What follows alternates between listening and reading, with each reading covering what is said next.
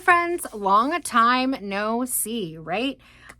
It has been since before Thanksgiving that we have posted a long form video, and I've heard from a bunch of you that you are missing us, and we are so honored and pleased about that you enjoy our content. So I am going to go ahead and show you a couple of furniture pieces that we did right before Thanksgiving.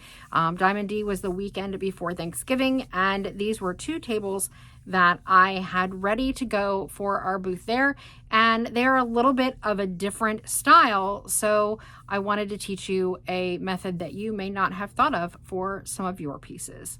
Let's get to it. So I have this small dining table and I have 4 leather chairs. I think they'll go really nicely together, and generally speaking, people do prefer the stained tops over painted. However, one of the issues in selling a piece like this is that it has a split down the middle, which means that at some point in time it had a leaf, and we no longer have that leaf. I can't, well, I probably could, but I don't have time to manufacture a leaf for this. So I'm gonna try something a little bit different, a little bit interesting. This will be my first time attempting this, to see if I can sell this leafless table without having to completely resurface the top with another plank of wood. So let's give it a go. Oh, my first step is going to be using this patina product from Redesign with Prima. It's got a gritty texture. It's a little looser than, say, chalk paste, but it is fairly thick. I probably should have mixed this up really well because it did get a little runnier than I wanted, which really means that I just didn't do a good job mixing it. I'm using a little squeegee from the Spread Pal set, and I'm just going over this sort of randomly. I'm going to do most of the stencil and then pick it up and do most of the stencil in other places, creating somewhat of a random pattern. The idea is that we're basically going to cover this entire tabletop and sand back, so you'll see peaks of this throughout, but I do want it to be almost like, you know, a wall kind of that's been cracked and you see what was behind it. And here's a quick reminder that you can follow us on all social media at Vintage Bee Design, and we have a community in Facebook called Creating the Hive, or Creative Con Vintage Bee. We also have a creative coaching group for only $19.99 a month, and that is perfect for creatives who want to get into this or do more business. Okay, so I'm going to do something a little bit different, and that is we're going to add on some patina rust effects in the color brass, and we're just going to do it almost as if it were chalk paste. So let me turn this around. All right, so this is what we did yesterday. Let it dry overnight, and this is a thick paste, and we're just gonna start troweling it on over some of this. And I'm just not gonna worry about it leaving ridges and dimples. That's exactly what I want.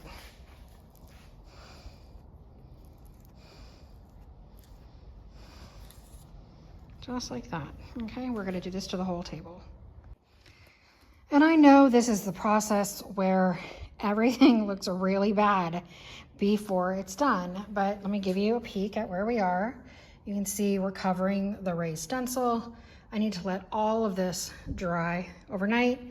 But before I start that, I'm going to add in some of this mica powder. It comes in a shaker bottle. Let me get that for you. The shaker bottle, and you can see it's got a really beautiful darker, richer color. It's called Rust. I would actually say it's almost like an espresso, but it's really pretty.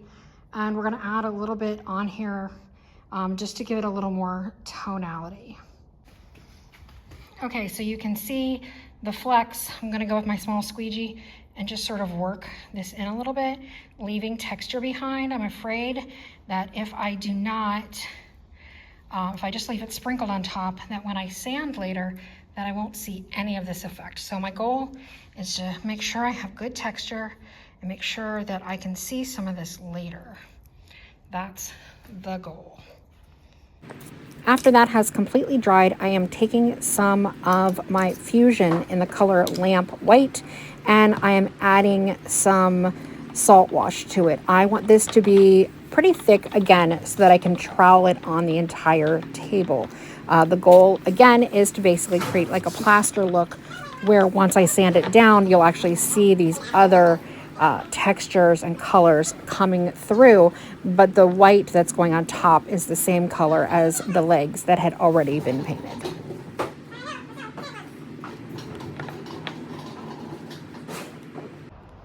And here's what we look like now. So we've basically covered the entire table, lots of texture. Gonna let this dry for a bunch of hours. I'll be back tonight to work on it. Okay, so we have this table also. It has a semi-stained top, pretty legs. I think this was actually for sale at some point in our booth and it didn't sell.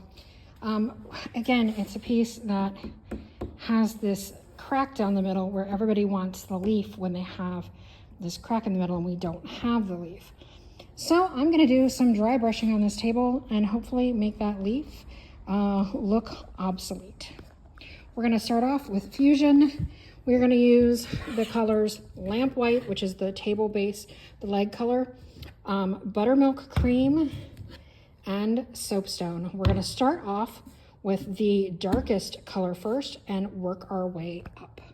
You always hope the camera's rolling when something crazy happens, and it wasn't.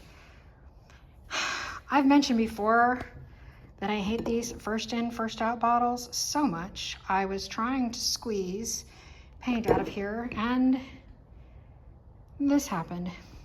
So we're just gonna roll with it. I'm gonna go ahead and set up the camera and we're gonna see how I make something out of this. Generally speaking, dry brush is typically done with an old worn brush. You're taking almost all of the paint off of the brush and wiping it on a napkin or paper towel before you lay the strokes. So here, instead of dipping into a bowl or a cup or what have you, I'm just trying to take it off the table, wipe it on my paper towel, and then do nice even strokes across the table. This is obviously going to have heavy coverage on this side where paint spilled everywhere, but at the end of the day, I don't think you'll really notice it. Okay, so here's my table after dry brushing most of it. And obviously I have this really thick gray here that I'm gonna have to do something about. So I'm gonna alter my initial plans. I wasn't planning on putting this on here, but I'm gonna go to this Copper Effects, this patina brass, and that is to pull in more of this brown color. I don't know what the original brown was. I don't want to repaint it. So I'm gonna add a little bit of this brass to kind of pull and hide some of this thick area, and then we're gonna progress the rest of the way. Trust me, it'll work out. So while I'm here, I wanna show proper dry brush technique, which is you'll need to use kind of a gnarly brush. I don't have a lot of those in my stash here, so I'm gonna use a chip brush.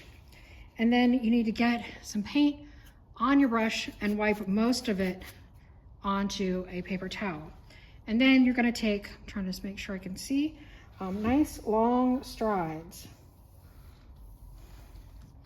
across like that, okay? And you're gonna want to change them up a little. The goal here is nice, clean, easy strides. And we're gonna do this across the whole table. Okay, so you can see that that really thick area is already becoming less obvious no matter which way around the table that you walk. Once we get the other layers down, it will definitely be less obvious. The important thing was to really break this up, and the copper is the answer because I don't have this sort of creamy brown. Now the next step would be if you wanted this table to be really soft and smooth by the end of it, and we're putting 4 coats of dry coat and several coats of top coat over it and durable now, then you would want to let each layer dry and lightly sand it with 220 sandpaper, and that will keep it from raising the grain and creating too much texture as you build up the layers. These are very thin layers, but it will feel a little bit rough to the touch if you don't do that step. So I'm probably gonna go with a little bit more rustic finish. That's how I typically like to do these tables, but I am gonna go ahead and sand after each of the subsequent steps, just in case I don't want to make it too much more rustic than it already is. I think it's already getting a good look though. Have you heard of whatnot.com yet? It's actually an app that you can download, and we do quick live auctions for a variety of things. We go live every Tuesday at 11 a.m. Eastern Standard Time and Thursday at 7 p.m. Eastern Standard Time, and would love to have you join us. I'm going to leave a link in the description so you can come out, check out some of our shows. But in the meantime, here's a little preview. This will make John so happy. Yeah, for those who are just joining us, these are original turns by my husband when he first started wood turning. And if you haven't seen his work now, you should follow him at Wood Turning by John on YouTube. He does a great job. Much better. Upcycled by Bree. So if you're interested in picking up some cool finds, be sure to join us over there. Look for the link in the description. So I'm editing this video about a month after I actually did these tables, and I have no idea where the next steps went. So I'm just going to give you a quick overview of what happened. So the next morning I came in and I completely sanded the tables so that you could really get to the lower levels, and you'll see how it works in the after photos. But I started with a high grit, which means I started with, I believe, like an 80 grit sandpaper, and then worked my way up to a 220 and possibly even like a 320, somewhere in there, before I added top coat. And then using my wet Dixie Belle Blue sponge, I get that damp, squeeze it all out, and then just stroke it across the surface with the top coat to create even layers. This was all done the day before Diamond D, or rather was finished the day before Diamond D setup. So we were in a hurry. I have no idea what happened to that footage, but you'll see in the after photos how they all came out. Okay, it is the morning of day 2 at Diamond in the Rust, and we did not get any video yesterday. We were woefully unprepared and still setting up last minute things as customers were coming in. So this is the dining table you just saw me make, and the leather chairs will be coming out to it shortly. And we're utilizing the back of the cabinet. These angels have been flying out of here, which is awesome. And let's take you in the booth. This is the area we call the front porch. Okay, so then as we come in, there are the leather chairs that go with that table. We've got our door, we've got our little fella, and we continue to come in. And of course, it looked a little bit different yesterday. A lot of things sold, which is amazing. We had a good first day. I love that. Hopefully today, we actually sell 1 or 2 of the dining sets. That would be really lovely. You can see the finish that came out on this set. It's really nice. Very pleased with how it came out. I think it turned out really lovely. Our personalized ornaments, some baskets of greenery, small lanterns, things like that. Little sheep, little Highland cow. Our rolling walls. Love this new greenery that we got. We've got a few of these. Of course, we sold a ton of the arches and leaners. So we've tried to make sure that all of the dough bowls that we have left have pretty vignettes. So anytime anybody buys a dough bowl, we know we're gonna have a big mess on the shelf that they were on, because, you know, it's gonna leave a mess.